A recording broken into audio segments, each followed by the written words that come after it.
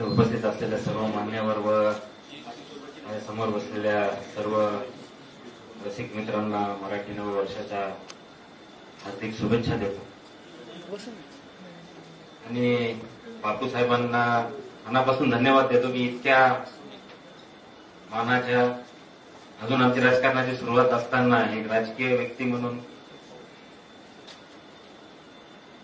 मान्यता देऊन या त्या क्षेत्रातील धुरंधर व्यक्तींसोबत बसण्याचा व त्यांच्या समोर बसण्याचा मान माझ्यासारख्या एका सामान्य कार्यकर्त्याला दिला, त्याबद्दल मी बापू साहेबांचं सर्वप्रथम मनापासून आभार मानतो.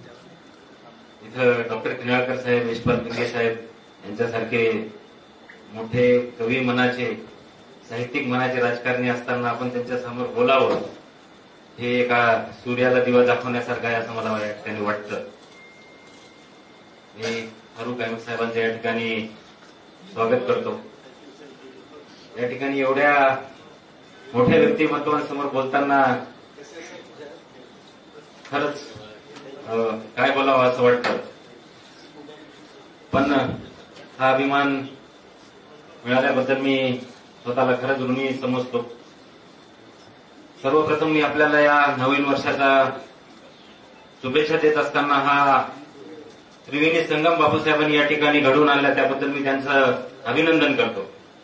कारण या ठिकाणी नुकताच आपल्या मायबोली मराठीला अभिजात दर्जा मिळाला, ती आपल्यासाठी अभिमानाची बाब आहेच.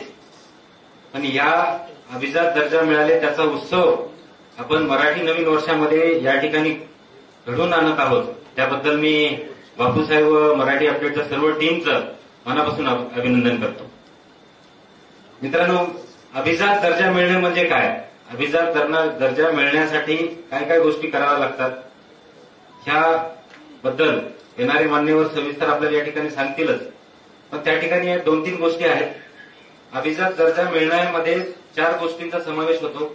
एक गोष्ट म्हणजे त्या भाषेची प्राचीनता, कमीत कमी ती भाषा 1,500 ते 2,000 वर्ष जुनी असली पाहिजे, तरच त्या भाषेला अभिजात दर्जा मिळू शकतो.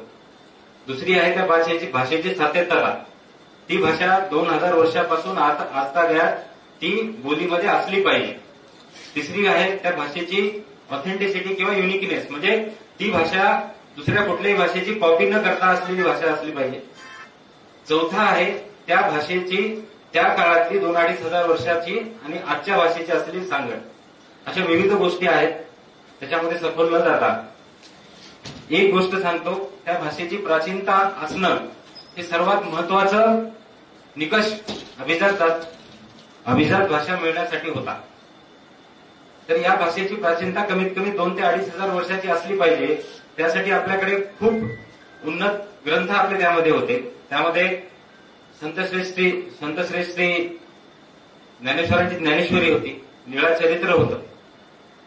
पण त्या चरित्र आणि हे ग्रंथ साधारण 1,000 वर्षापूर्वीचीच आपल्याला साक्ष देत होते.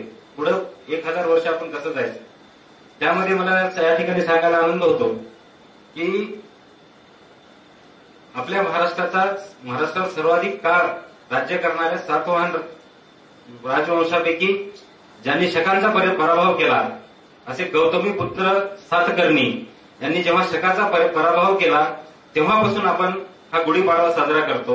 म्हणून मी त्रिवेणी संगम म्हटलं. आणि त्यांच्या पत्नीने, म्हणजे त्यांची पत्नी होती नागलेखा, यांनी एक शिलालेख नाणेघाटामध्ये असलेल्या लेण्यांमध्ये होता, तो जवळपास 2,250 वर्षापूर्वीचा होता. आणि त्या शिलालेखामुळं जी गौतमीपुत्र सातकर्णीची पत्नी होती नागनिका, त्यांनी रेखाटलेल्या चित्रांखाली असलेल्या शिलालेखामुळं मराठी भाषा ही जवळपास 2 ते 2.5 हजार वर्ष जुनी आहे, हा सर्वात मोठा पुरावा आपल्याला मिळाला. आणि त्यांनी आपल्या महाराष्ट्रावर शकांचा पराभव करून या सातवाहनांच्या गौतमीपुत्र सातकर्णी यांनी जो पुढे महाराष्ट्राचा इतिहास लिहिला, त्यांचे वंशज असणाऱ्या एका पुढील राजाने गाथा सप्तशती हा ग्रंथ लिहिला. आणि त्या ग्रंथावर आधारित असलेल्या त्या जे काही जुळवणूक आहे मराठी भाषेच्या आजपर्यंतच्या, त्यामध्ये लिहिलेला जो नाणेघाटातील लेण्यांमध्ये जो लेख लिहिला होता तो लेख प्राकृत महाराष्ट्रीयन भाषेमध्ये ब्राह्मी लिपीमध्ये लिहिला होता. म्हणजे यावरून त्या भाषेची विविधता, त्या भाषेची ओरिजिनॅलिटी, त्या भाषेचे सातत्य आणि त्या भाषेचं प्राचीनत्व हे आपल्याला या ठिकाणी मिळालं. त्यामुळे आपण खरंच खूप खूप काय म्हणतात नशीबवान आहोत की आपल्याला या इतक्या उन्नत भाषेचे आपण पाईक आहोत आणि आपण ती भाषा आपल्या वापरात आहे.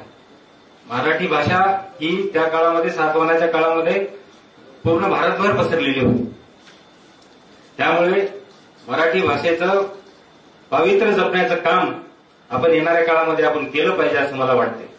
मराठी भाषा जपायची असेल तर मराठी भाषेच्या बोलीमध्ये जितक्या काही भाषा आहेत त्या सगळ्यांना समान अधिकार मिळाला पाहिजे, समान वागणूक मिळाली पाहिजे, समान श्रेष्ठत्व मिळालं पाहिजे. कुठलीही एक मराठी भाषा, जसं की पुणेरी भाषा आपण श्रेष्ठ म्हणतो, तशी कुठलीही एक मराठी भाषा श्रेष्ठ नाहीये. मराठी भाषा ह्या सगळ्या प्राकृत बोली भाषेमधून तयार झालेली भाषा आहे. तर या भाषेला जपायचं असेल तर आपल्याला मराठी भाषेचा सन्मान केलाच पाहिजे.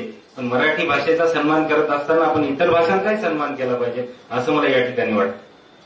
मित्रांनो, या ठिकाणी जास्त न बोलता मला जो मुख्य काम या ठिकाणी जे आम्ही राजकारणी म्हणून काम करत असताना आता साहेबांनी सांगितलं की भाषण देतो, पण कविता म्हणण्याचं हे शिवधनुष्य पेलण्याचं काम मी कशा प्रकारे करू शकेल मला माहिती नाही. पण ज्या प्रकारे करेल तसं आपण समजून घ्यावं असं मला वाटतं.